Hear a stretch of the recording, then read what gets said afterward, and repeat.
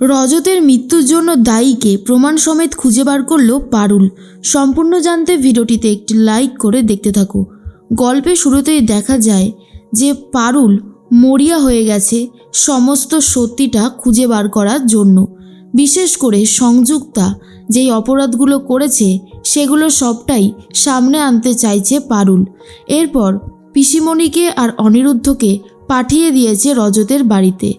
এরপর রজতের মা বলে, আমার ছেলেটা তো মিথ্যে বদনাম নিয়েই চলে গেল। সুবিনয় তো তাও একরকমের গেছে ঠিকই, কিন্তু আমার ছেলেটা সে তো চলেই গেল, উল্টে আমার একটা ভালো ছেলের বদনাম হয়ে গেল। এটা কি ঠিক হলো বলুন তো? তখনই পিসিমণি বলে, আচ্ছা আপনারা পারুলের সাথে কেন কথা বলছেন না? ও তো আপনার ছেলের আর সুবিনয়ের মৃত্যুটা নিয়ে অনেক লড়াই করছে, সংযুক্তার বিরুদ্ধে গিয়ে প্রমাণ জোগাড় করেছিল। একবার যদি পারুলের সাথে কথা বলতেন তাহলে মনে হয় আপনাদের ভালো হতো। রজতের মা বলে, আসলে আমি আর চাই না এসব সামনে আসা মানেই আমার ছেলেটাকে নিয়ে আবারও কাটাছেঁড়া করা হবে, আর সেটা না আমি কোনোভাবেই মেনে নিতে পারি না জানেন।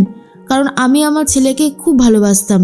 আমার ছেলেটা কোনো দোষ করেনি, ও একজন সৎ মানুষ ছিল। তখনই পিসিমণি বলে, কি হয়েছিল আমাদেরকে একটু খুলে বলুন না। এদিকে রায়ান পারুলের জন্য ফুল কেনে, আর পারুলকে দিতে গেলেই পারুল বলে, তুই আমাকে দিচ্ছিস কেন?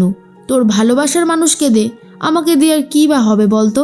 রায়ান বলে, যতদিনে দেব ততদিনে ফুলগুলো একদম শুকিয়ে যাবে, তার থেকে বরং তুই রাখ, বলেই ফুলগুলো দিয়ে দেয়। এর মাঝখানেই তখনই পিসিমণিকে রজতের মা বলে, আমার ছেলেটা সবসময় কাজ নিয়েই ব্যস্ত থাকতো, ওরই অফিসের একটা মেয়ের সাথে ওর ভালোবাসার সম্পর্ক হয়। তারপরেই মেয়েটাকে নানান ধরনের গিফট দিত, চিঠি দিত। আমাকে এসব কথা বলেনি, কিন্তু একদিন আমি সন্দেহ করি। তারপর যখন জিজ্ঞেস করলাম সত্যিটাই বলেছিল। এরপরে একদিন বলল, সংযুক্তা ম্যাডাম নাকি অনেক কুকীর্তি করছে, হিসাবে তালগোল পাকিয়ে দিচ্ছে। ঠিক তার দুদিন পরেই ওর বিরুদ্ধে অভিযোগ আনলো ওর ভালোবাসার মানুষ যে রজত নাকি একা পেয়ে ওই মেয়েটার সাথে অসভ্যতামি করেছে। কিন্তু বিশ্বাস করুন, রজত মেয়েদেরকে খুবই সম্মান করত। ওর মেয়ে বন্ধুরা তো রজত বলতে একেবারে পাগল, সবসময় বলতো রজতের মতন ভালো বন্ধু আর হয় না, আমার ছেলে কখনোই এত বড় অন্যায় করতে পারে না। মা হয়ে আমি বিশ্বাস করি আমার ছেলেকে, কিন্তু ওর বিরুদ্ধে অনেক বড় অভিযোগ আনলো। তারপরেই আমার ছেলেটা অপমানে অন্যায় নিজেকে শেষ করে ফেলল। কোনো প্রমাণও হলো না, আর কিছু হওয়া হয়তো সম্ভবও নয়। এরপর রজতের মায়ের কাছ থেকে সবটা শুনে নিয়ে পারুলকে বলে দেয় পিসিমণি। তখনই পারুল বলে, তার মানে ব্যাপারটা অনেক বেশি জটিল। এখানেও সংযুক্তা ম্যাডামের এই হিসাবের ভুলটা জেনে গিয়েছিল রজত, আর তারপরেও এই দুর্ঘটনাটা ঘটে। মানে এখানে বুঝতে হবে সব কিছুর পেছনে ওই সংযুক্তা ম্যাডামই রয়েছে। এর মধ্যে রায়ানের দেওয়া ফুলটা অনিরুদ্ধকে দিয়ে দেয় পারুল, যা দেখার পর রায়ান আবার খুব রেগে যায় আর বলে, ফুলটা আমি তোকে দিয়েছি, তুই আবার সাইকে দিচ্ছিস কেন? এরপর পারুল রায়ানের বাইকে উঠে যায় আর অনিরুদ্ধর গাড়িতে বসে পিসিমণি। তখনই অনিরুদ্ধকে পারুল বুঝিয়ে দেয় মনের কথাটা বলতে হবে। এরপর অনিরুদ্ধ পিসিমণিকে জিজ্ঞেস করে, যদি কিছু মনে না করেন একটা কথা বলবো। তখনই পিসিমণি বলে, বলুন না। তখন অনিরুদ্ধ বলছে, আচ্ছা আপনি এত সুন্দর, স্মার্ট, তারপরে এত কিছু আপনি জানেন, আপনি বিয়ে করলেন না কেন? তখন পিসিমণি খুব রেগে যায় আর বলে, আপনার কি মনে হয় আপনি কি এই কদিনে আমার এতটাও ক্লোজ হয়ে উঠেছেন যে আপনাকে আমি এই কারণটা বলবো? আপনার সাহস হয় কি করে যে আপনি এই কথাটা আমাকে জিজ্ঞেস করলেন? ঠিক সেই মুহূর্তেই পিসিমণি রাগ করে গাড়ি থেকে নেমে বাড়িতে চলে যায়। তখনই পারুল বুঝতে পারে কিছু একটা হয়েছে। রায়ান বলে, নিশ্চয়ই পিসিমণিকে কিছু একটা বলেছে, না হলে তো পিসিমণি এরকম রাগ করে না। এরপর পারুল বলে, সব ব্যাপারটা আমাকে পরে আবার দেখতে হবে। তার মাঝখানেই পারুল আবারও রজতের সেই বক্সটা খুলে বসেছে, যেখানে একটা পারফিউম দেখতে পায় যেখানে আর লেখা ছিল। পারুল তখন বলে, এই পারফিউমের গায়ে আর লেখা হতে পারে রজত যাকে ভালোবাসে তার নামের প্রথম অক্ষর হলো এই আর, কিন্তু তাহলে সেটা কে? এটাই আমাদেরকে খুঁজে বার করতে হবে। এরপর পারফিউমের গন্ধটা নিজে নিয়ে দেখে পারুল আর বলে, এই গন্ধটা না আমার ভীষণ চেনা, খুব চেনা লাগছে এই গন্ধটা, অফিসের কেউই এই গন্ধটা মাখে, আমি খুব ভালো মতন জানি, কিন্তু এখন আমার মনে পড়ছে না।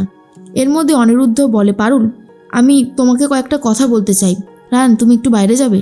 রায়ান বলে, এটা আমার ঘর, হ্যাঁ আমি কেন বাইরে যাব, আপনারা দুজন যান। এরপর পারুল বলে, এই শোন, তোকে বারবার করে বলছি তুই আমাদের মাঝখানে ঢুকবি না, তাও সেই একই জিনিস করছিস বল। এরপর রায়ানকে ঘর থেকে বার করে দেয় আর দরজার ছিটকিনিটা আটকে দেয়।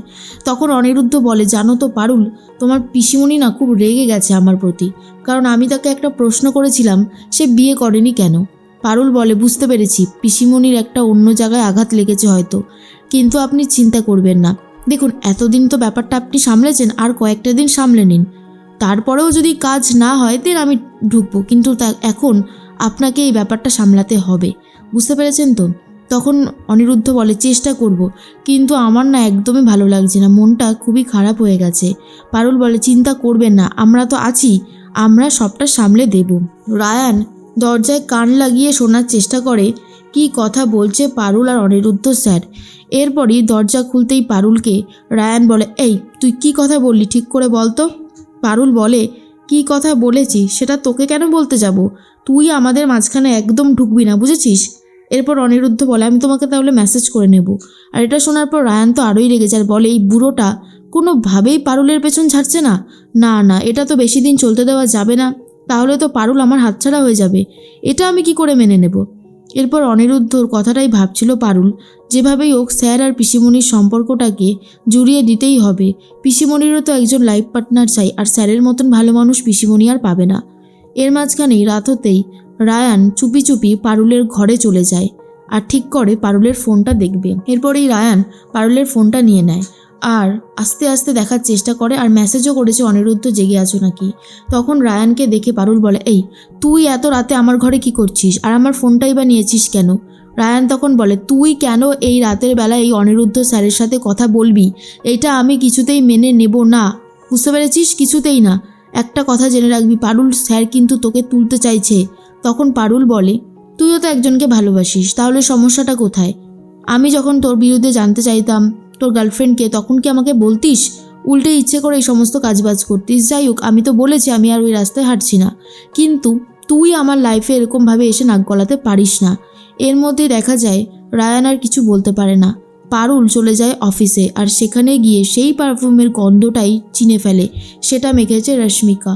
আর তখনই রশ্মিকাকে ধরে আর বলে, এবার আমি বুঝতে পেরে গেছি, রজতের গার্লফ্রেন্ড তুমি ছিলে, রজতের সাথে ভালোবাসা তোমার হয়েছিল, তাই না। এবার সত্যি করে বলো তো কিভাবে ছেলেটাকে ফাঁসালে, না হলে কিন্তু তোমার বিরুদ্ধে আমি বড়সড় একটা মামলা করে দেব। এর মধ্যে শিরিন লুকিয়ে লুকিয়ে শোনার চেষ্টা করে আর বোঝার চেষ্টা করে রশ্মিকা এরকমভাবে ভয় পেয়ে গেছে কেন পারুলের কথা শুনে, আর রশ্মিকা কি করবে নিজেই বুঝে উঠতে পারছে না।